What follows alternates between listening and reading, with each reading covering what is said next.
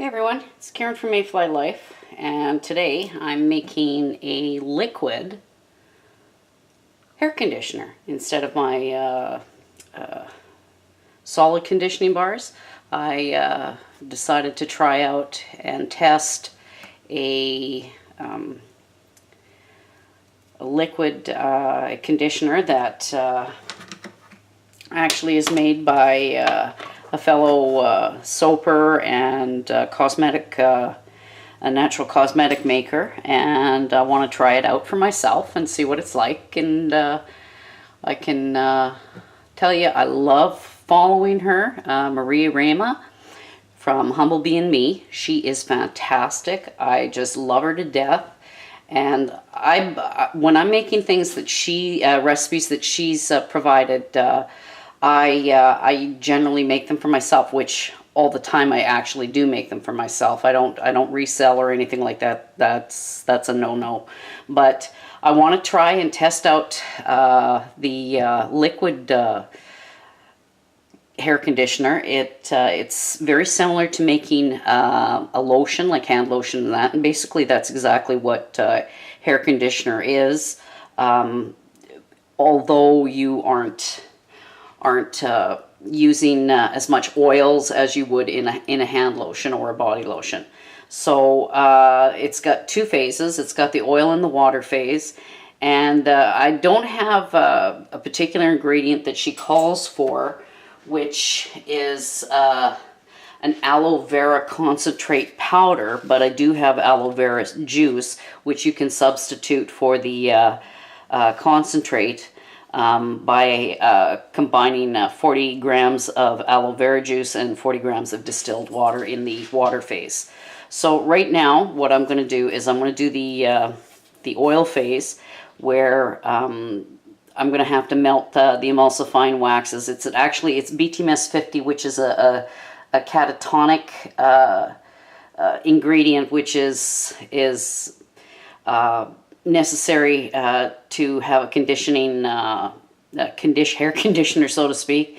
And I'll be using sunflower oil with infused with calendula petals and jojoba oil. So stick with me and I'll get started. Okay, so I've got a 50 ml Pyrex glass here, and what I'm going to be doing is I'm measuring this all in grams. So I'll be measuring out 3 grams of BTMS 50. So now I'm going to add 4 grams of my calendula infused sunflower oil. And I'm going to tear that out. Okay, so I need 4 grams of sunflower oil. So I'm going to add 3 grams of jojoba oil, and I'll tear this out. So here we go.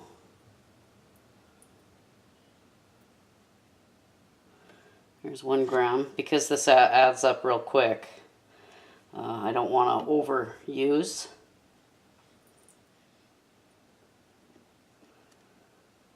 So generally each gram is about half a teaspoon. There we go. And what I'm going to do is put that on a bain-marie, or a double boiler I should say, and melt it down slowly. Okay, so while my oil phase is melting, I've gotten this little bowl here. I've got 40 grams of distilled water and 40 grams of aloe vera juice. And to that I'm going to add 1 gram of silk peptide, water soluble.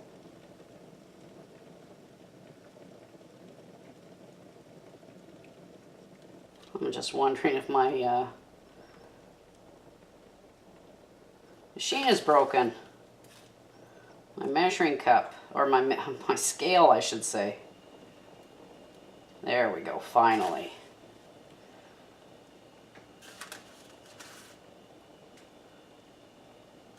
Okay, so that's 1 gram, believe it or not.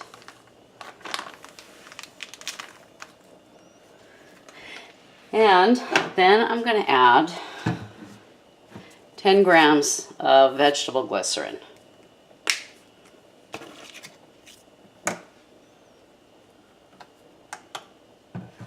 First I want to get this washed off, wipe it down.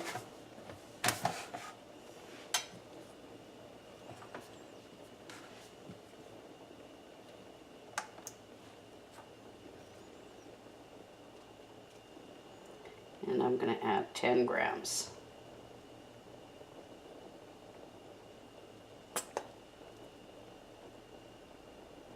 Okay.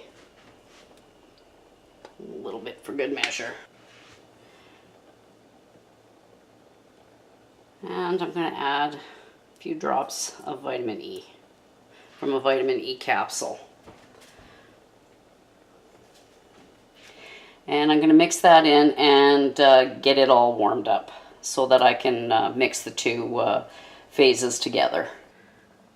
Okay, now that my water phase is warmed up, what I'm going to do is I'm going to combine it in with the melted oils because I want to heat it through, because BTMS 50 has a tendency to not want to stay liquid. So I'll heat the two up together until it's nicely melted, and then I've got to let it cool down for a bit before I do the emulsifying with the stick blender. Okay, so I've had a chance to let this cool down a little bit. So what I'm going to do is I want to emulsify this for a few shots, probably around 2 minutes.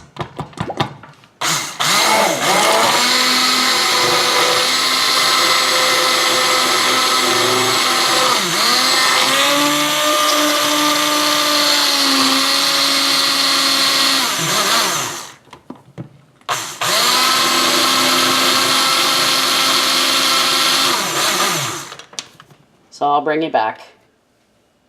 Okay, so I've been blending it for about a minute and a half, so it's still just a little too warm. So what I'm going to do is I'm going to leave it sit for another several minutes and then try and blend it again. Okay, I'm back. So it appears that it has cooled down sufficiently. But what I'm going to do is I'm going to give it a good mix. And then what I'm going to do, see, it's thick enough where I don't have to really do much to it. But I'm going to give it another quick buzz. But first I want to add my preservative, which I'm going to be using Germal Plus. And you're going to be using half a gram of the Germal Plus.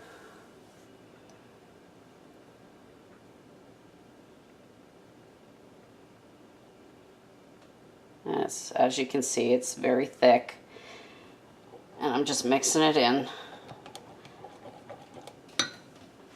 And then I'm going to add my my fragrance, which you can use essential oils, you can use fragrance oils. I couldn't decide. I was so speaking of indecisive, I had a friend talk about men's issues about indecisiveness, and here I am, I couldn't even decide. So I'm mixing in the Germal Plus in here, and I'm going to add grapefruit essential oil. And I'm just adding about 10 drops. And just give it a good mix. I want it to go pretty much with my shampoo bars, which are in fact a citrus fragrance essential oil, because I like to go more natural, but I don't mind trying and using a little bit of the fragrance oils, but in all honesty, I'd prefer not to use fragrance oils. But there are some fragrances you just can't get with an essential oil like you can with fragrance oils. So yeah. So now this is, I don't need to blend it again. It's actually quite nice as you can see. But I'm blending out I'm stirring out the lumps, so it's a nice smooth consistency. And then I'm just gonna bottle it. So like I say, you wanna blend everything well together, so you make sure that the essential oil has been mixed in really well. The preservative, the Germal Plus, is mixed in really well, and it's nice. From what I see, it's nice and silky looking, which is what Marie says it is. That it's good for the hair, and like I said, I'm going to give it a try, see how I like it, and give you an update as to whether or not it's a thumbs up, or, you know, for me anyway. I mean, for my own recommendations, it would be to my taste. So, I mean, you might just want to try it yourself and make your own and see how you like it and how it does for your hair. Because remember, there are several different hair types out there, so not one suits all. Okay, so I've got a PEX squeezable bottle, but I believe this is from Voyager Soap and Candles, and I got the pump, but you can use you know, a tall skinny squeeze bottle. It doesn't matter. I had this on hand and from leftover recipes that I made, and I'm just going to pour it in, and because it's thin enough, I don't need hopefully don't need to use a funnel.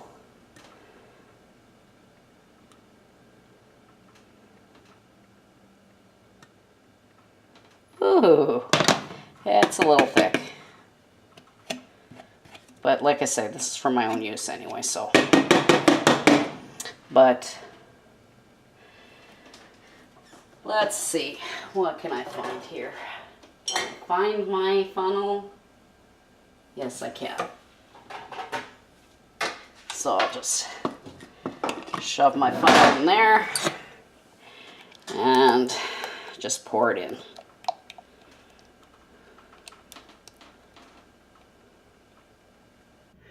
Well, I just got out of the shower, and I've discovered that it combs out very, very easily, and I'm actually really liking this. So proof is in the pudding still. It doesn't feel overly oily or anything like that. It actually feels very soft, very silky. It doesn't make my hair feel heavy. It actually feels quite light, and wringing it off wringing off the conditioner in the shower was actually very easy. It came off very well, and it still, even though it the hairs were easily run through and detangled when I ran my fingers through it, but it had that little squeaky sound. So it wasn't, like I said, it wasn't overly oily. It could be like Marie uses instead of sunflower oil, she uses olive, but I chose sunflower oil particularly for my hair type because olive oil is a little bit of a heavier oil. So once I dry off my hair, we'll see how it turns out. Okay, so they say proof is in the pudding, and my hair is dry now, and I'm loving how it's feeling.